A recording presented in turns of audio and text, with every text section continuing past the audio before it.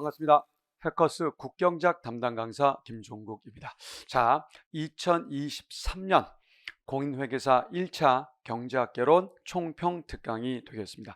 사실 최근에 정말 두드러진 특징은 고난도의 계속 연속선상에서 출제가 되고 있죠. 우리 경제학이요.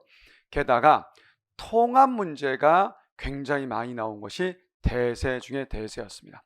자, 금년도 2023년도도 역시 마찬가지의 흐름을 이어갔습니다. 자, 첫 번째 경향 분석입니다. 통합 개념의 문제가 다수가 출제가 되었다. 특히 21년도부터 그 흐름이 두드러졌는데요. 국제경제와 거시경제의 콜라보, 통합 문제들이 계속해서 출제가 되고 있습니다. 아마 그래서 수험생 여러분들 입장에서는 굉장히 체감 난이도를 높였을 가능성이 높을 겁니다. 자, 두 번째는요. 역시 그 미시 파트에서도요. 계산 문제가 역시 다수가 출제되는데 계산 문제의 난도가 좀 더 높아진 것이 두드러진 모습이었어요. 사실 단순 수치를 주고 계산하는 문제와 기호로 전환했었을 때 체감의 느낌은 완전 다르거든요. 그러니까 이제 계산 문제를 단순하게 산수 계산하듯이 한다 그런 느낌이 아니라 기호 문자로 나와도 그렇게 계산할 수 있는 평상시 훈련이 필요한 거예요.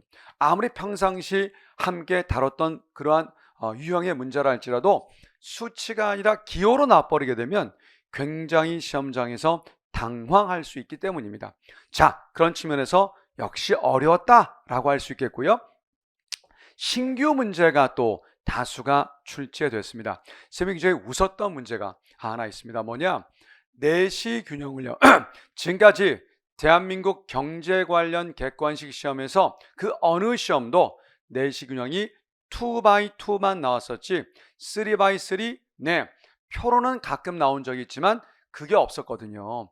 자, 근데 이번에 나왔습니다. 근데 평상시 쌤이 가르쳐 드렸던 그 노하우로 별표 찾기 아시죠?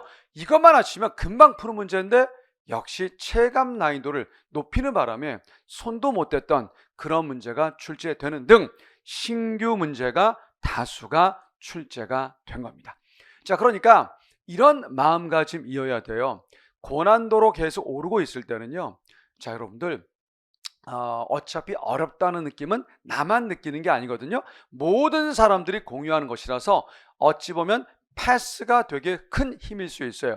풀 수 있다라고 느끼는 문제를 빠르게 정확히 푸는 것이 합격의 지름길이지 그냥 무조건 달라붙으면 굉장히 힘들 수 있는 그런 난이도의 문제였습니다.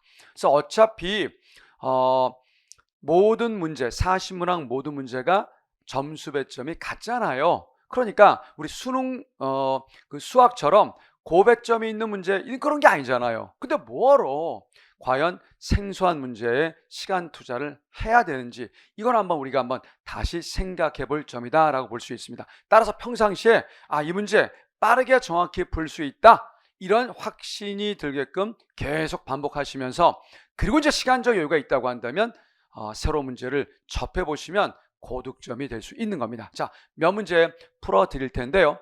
자, 제가 적중을 시켰다라는 거 한번 여러분들이 스스로 한번 판단해 보세요. 어느 정도 적중이 됐는지 자, 한번 풀이 한번 갑니다. 자, 우리 23년도 공인회계사 29번이었어요. 자, 제가 우선 출처 말씀드리면 우리 GS 1주차 30번이고요. 자, 이거는 고난도 거시 특강 2번에서 제가 굉장히 자세히 해드렸습니다. 이게 뭐냐? 이자일 준칙, 소위 그 테일러 준칙, 테일러 교수가 만든 테일러 준칙은 이거 대세거든요. 자, 이런 말도 했었죠. 요즘에 한국은행 입행시험을 보려면 이미 10년 전부터 이 테일러 준칙을 박사급 수준까지 되어야 뭐한다? 정복할 수 있다.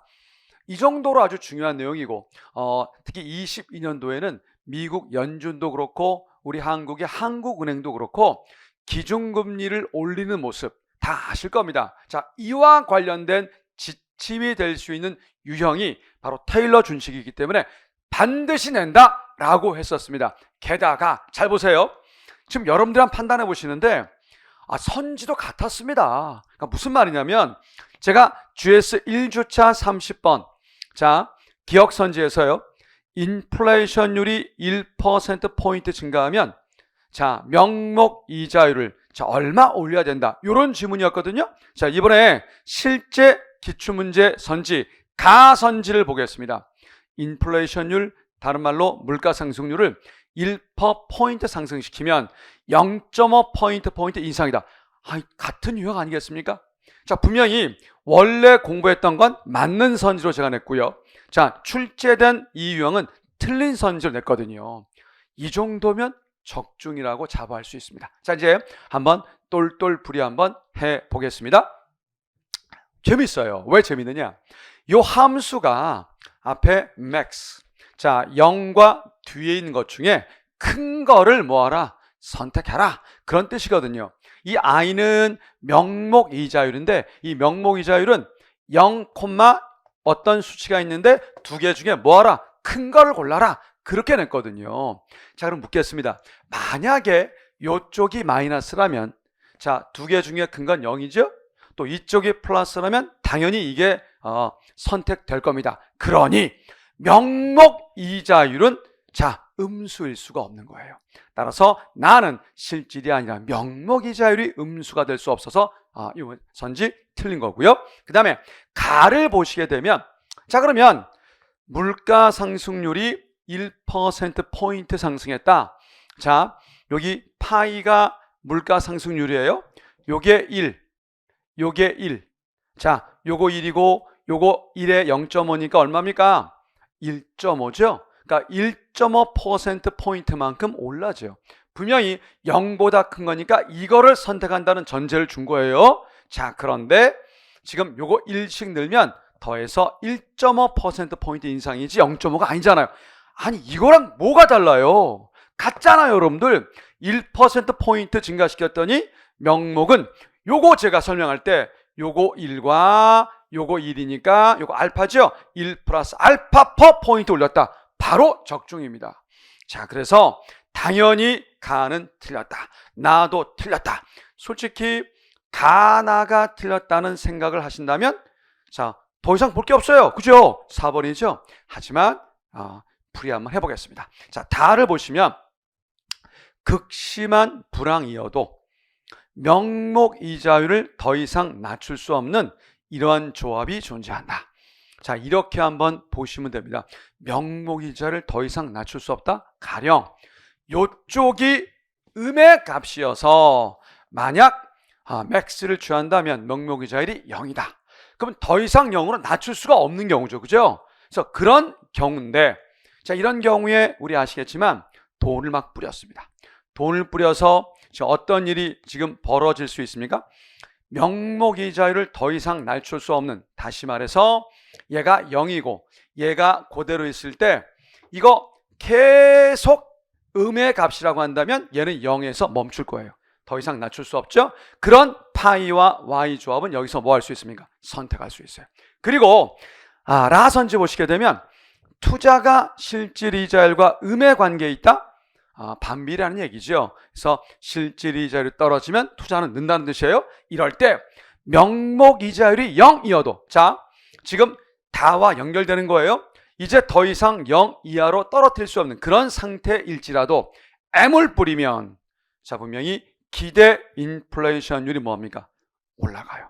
그럼 여러분들 피셔의 방정식을 전제한다고 한다면 실질 이자율과 기대 인플레이션율이 명목 이자율이다 라고 했을 때 얘를 더 이상 뭡니까? 0이어서 더 이상 낮출 수는 없어요. 0으로 그대로 있습니다. 그런데 M을 뿌리면 기대 인플레이션율이 올라요.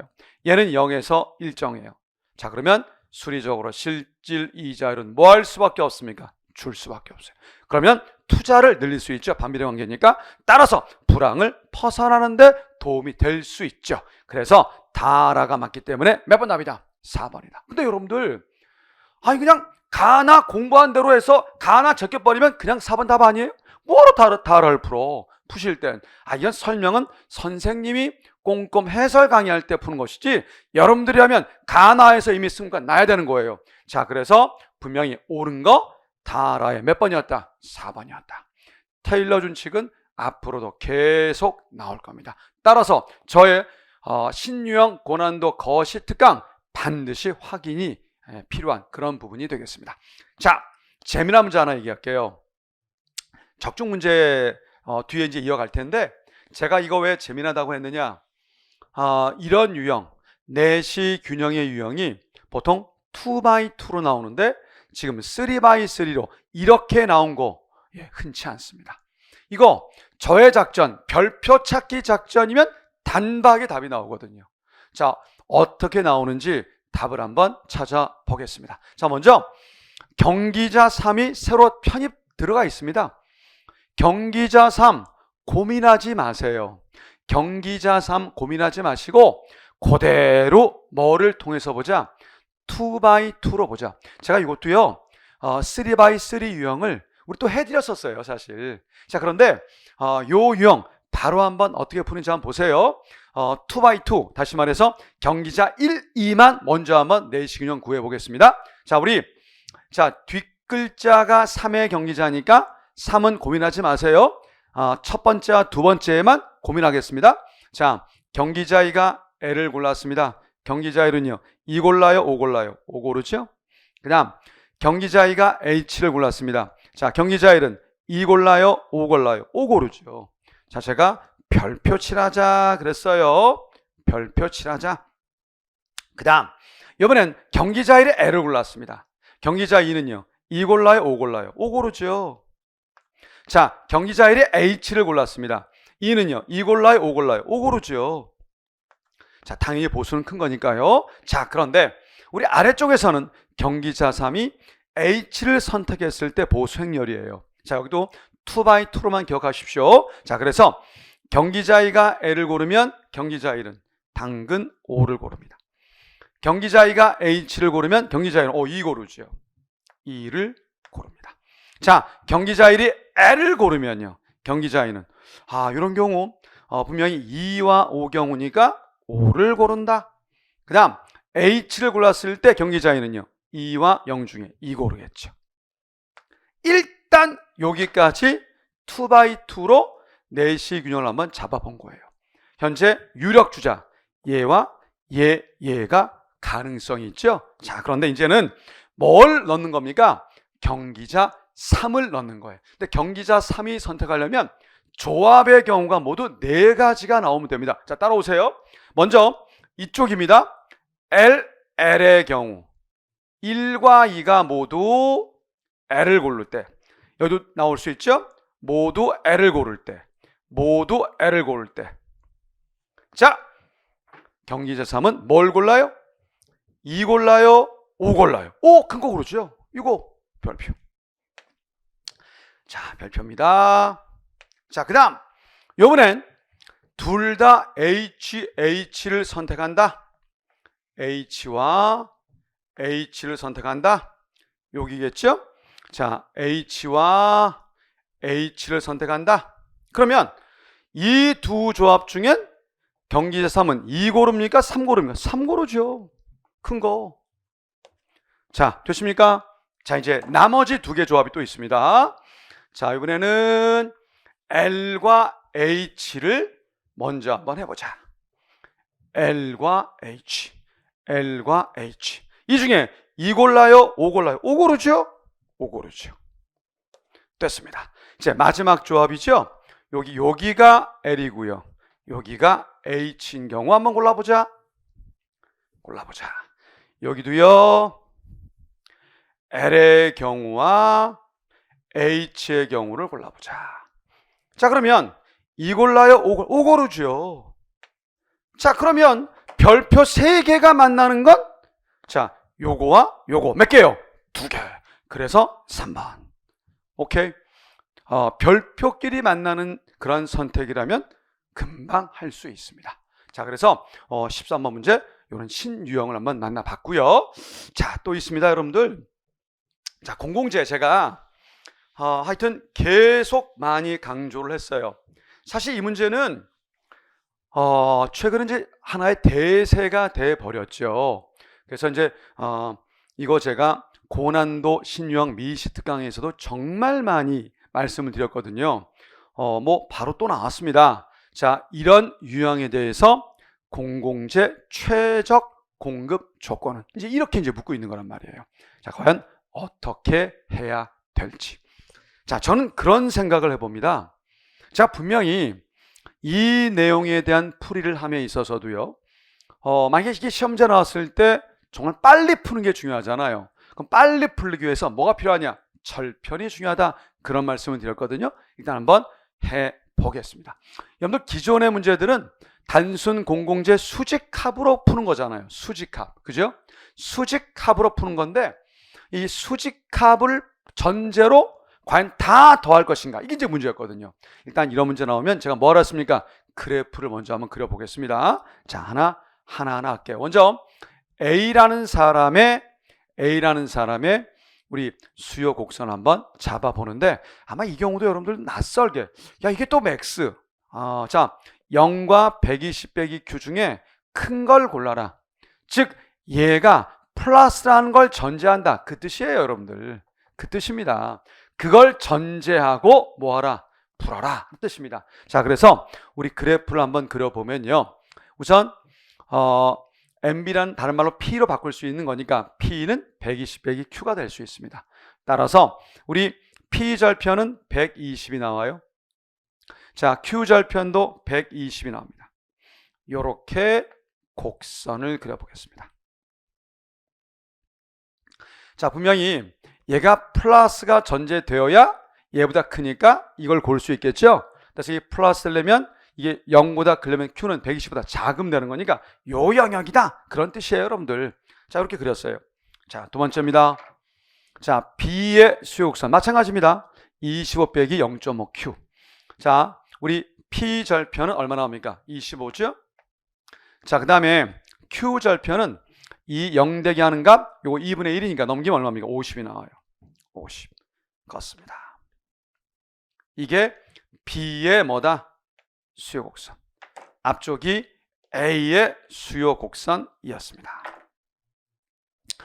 자, 그런데 마지막 이제 C를 이제 볼게요. C. 자, P절편 40이죠. 자, Q절편은 이거 0 되는 거 얼마입니까? 20. 요거 20. 그래서 요렇게 내려오자. 세 개의 수요곡선을 그렸습니다. 자, 이때 제가 그런 얘기했어요. 절편이 참 중요한데 지금 보시면 얘는 의미 없고요. B 수요곡선의 절편 자 50이거든요. 요 50을 바로 A 수요곡선에 뭐 해봐라? 대입해봐라 라고 했습니다. 자, 이거 50 대입해보면 얼마 나옵니까? 70. 70이 나와요. 자, 요렇게 됩니다. 그 다음 자, 요거 20이죠? 20을 역시 대입해봅니다. 얼마 나옵니까? 100이 나옵니다. 자, 그러면 요 부분에서 수직합을 하게 되면 꺾인다 라고 했어요. 꺾인다. 상세 설명은 별도의 특강을 통해서 정말 상세히 해드립니다. 자, 이제 2022년도 기출문제도 정말 한 문제 한 문제 꼼꼼히 이제 해설 강의에서 탑재했듯이 23년도도 열심히 그렇게 탑재해 드릴게요. 자, 지금은 우리 총평 특강이니까 요 정도 바로 볼 텐데 그러면 결국은 이러한 수직합에 뭐가 나옵니까? 자, 시장 수요 곡선이 나오는데 자, 우리 중요한 거는 MC가 얼마예요? TC가 73Q니까 MC는 73. 요 포인트보다 위에 있어요. 그러면 요 MC와 P가 P 콜 MC가 최적 공급 조건의 시기이기 때문에 이게 만나는 부분은 여기입니다. 여기. 그럼 요거의 수요곡선은 오로지 B와 A만의 수요곡선을 수직합을 해서 구한 거죠. 다 더하면 안 돼요. 따라서 A와 B만 더하면 되는 겁니다. 따라서 제가 뭐라고 그랬냐면 절편 찍어서 바로 표현해서 MC와 비교해서 그으면 금방 나온다. 그러니 이거는 A, B, C 모두 수직합이 아니라 뭐와 뭐의 수직합이다? 자, A와 뭐요? B의 수직합이다. 요것만 더하면 된다. 그래서 더하니까 145. 여기 마이너스 1, 마이너스 0.5니까 마이너스 1.5 Q가 되죠. 자, 이것이 MC인 73과 같아야 된다. 따라서 넘기니까 72, 넘김이 1.5 Q. 그래서 Q는 48이 나왔던 문제가 되겠네요. 정답은 4번이 됐죠. 그래서 여러분들 정말 많이 연습을 시켰었어요. 자, 그러면서 제가 절편 찾기를 빨리 할 수 있으면 별거 아니다. 자, 보세요. 솔직히 이거를 평상시 훈련이 됐다고 한다면 이거 절편만 잡으면 돼. 바로 그림 그려서 절편 찾아서 선 그어보면 금세 구할 수 있거든요. 그래서 충분히 풀 수 있었던 그런 문제가 되겠습니다. 자, 제가 요 문제도 이제 적중을 시켰는데, 자, 보세요.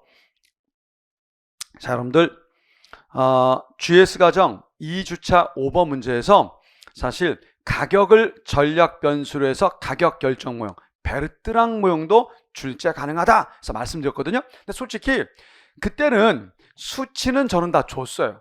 근데 우리 공인회계사 이번에 첫 선을 보인 이 문제는 다 기호로 주어져 있어요. 기호로. 그러니까 어렵죠, 솔직히. 그러니까 제가 오늘은 이제 총평이니까 이거 다를 설명드릴 수는 없는데 쉽지는 않아요, 사실. 단지 이제 여러분들이 충분히 이거는 매치를 시켜서 풀 수 있는 문제인데, 자, 가볍게 한번 풀어 드릴게요. 그러니까 요즘의 문제가 그런 것 같아요. 예상이 됐더라도 이렇게 기호로 출제가 돼버리게 되면 난도가 높아지는 거죠. 쉽지 않았던 문제입니다. 더구나 또 이 문제는 옳지 않은 걸 다 골라라 했고요. 또 하나 팁은 이 변수들이 모두 0보다 큰 상수다 라고, 지금 기호가 상수다, 0보다 큰 상수다 라고 조건을 줬어요. 자, 일단 가볍게 한번 하나하나씩 풀어보겠습니다. 먼저 가선지는 PA, PB 평면에서 두 기업의 반응 곡선은 모두 우하향한다. 야, 이게 이제 맞아 보이거든요. 여러분들 이제 수욕선 머리에 느낌이 들면 우하향 맞지 않느냐, 이런 느낌이 있을 수 있다는 얘기예요. 과연 그런 것인지. 자, 우선 베르트랑 모형도 어차피 시장론의 일부이기 때문에 시장은 무슨 극대화를 추구합니까? 이윤 극대화를 추구합니다. 결국 MRMC로 푸는 거거든요. 그러면 MC는 이미 TCA에서 금방 구할 수 있는데, 자, 일단 이윤함수를 구해서 그를 통해서 한번 극대화를 한번 시켜보도록 하겠습니다. 자, 일단 TCA는 그대로 CA 곱하기 QA라고 제가 잡아봤습니다. 자, 그런데 QA는 조건에 의하면 알파5 빼기 알파1 곱하기 PA 더하기 알파2 곱하기 PB가 되기 때문에 요걸 여기다 넣어주면 요런 식을 얻을 수가 있습니다. 자, 그 다음에요. MR을 구하기 위해서 TRA가 필요한데, 자, TRA 우리 어떻게 합니까?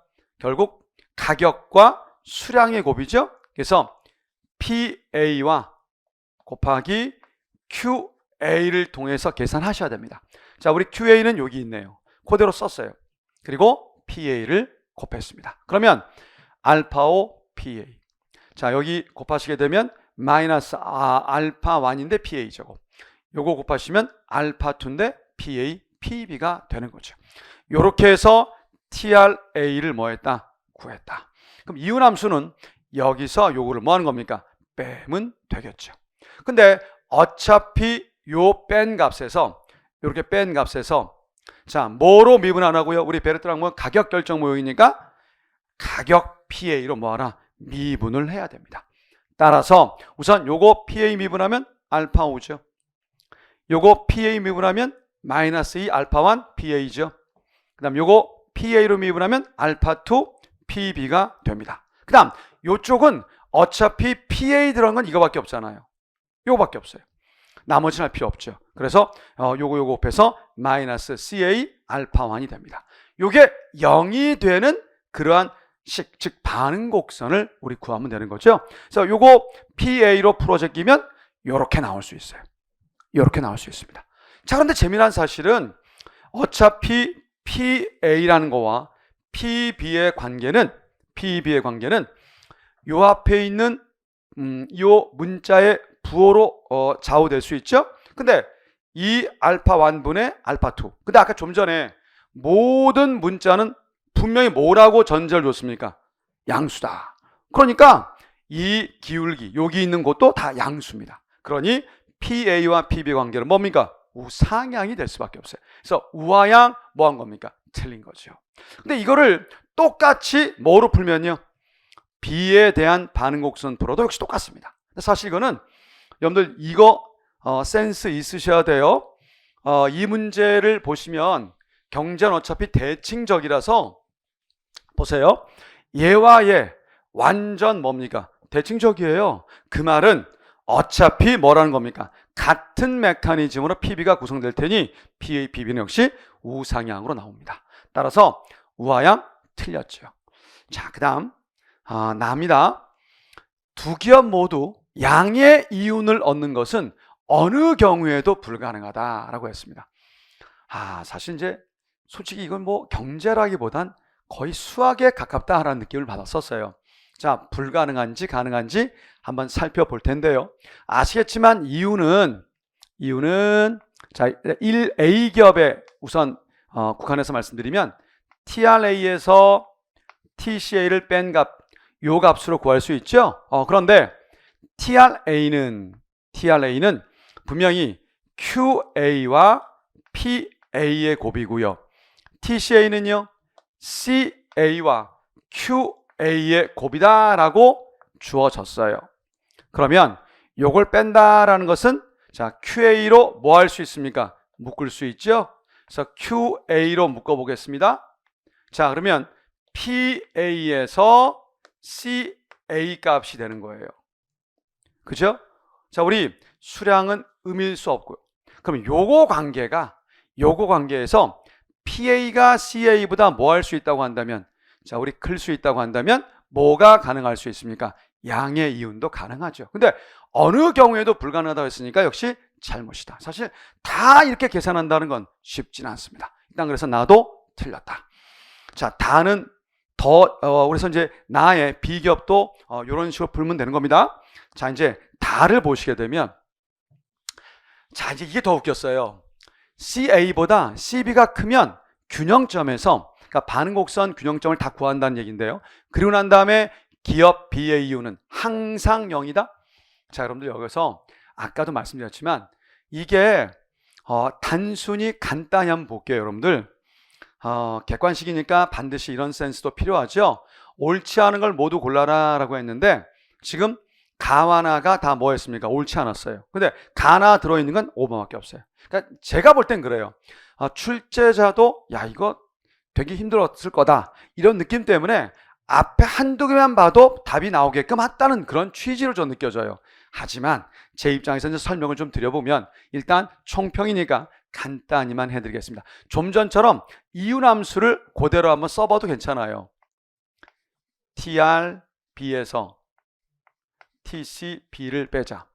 자, TRB는 QB와 PB의 곱, TCB는 CB와 QB의 곱으로 나와 있으니, 자, 이거를 QB로 묶는다면 PB 빼기 CB가 된다는 거 좀 전에도 했었죠.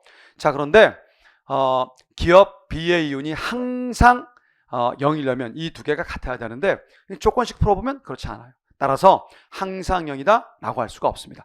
결과적으로 말씀드리면 제가 요번에 우리 문제에서 진짜 특이했던 점 중에 하나는 과거에는 어느 정도 단순 산수가 빨리 풀 수 있는 것이 가능했는데 이번엔 기호로 나옴으로써 체감을 너무 높게 했다는 거예요.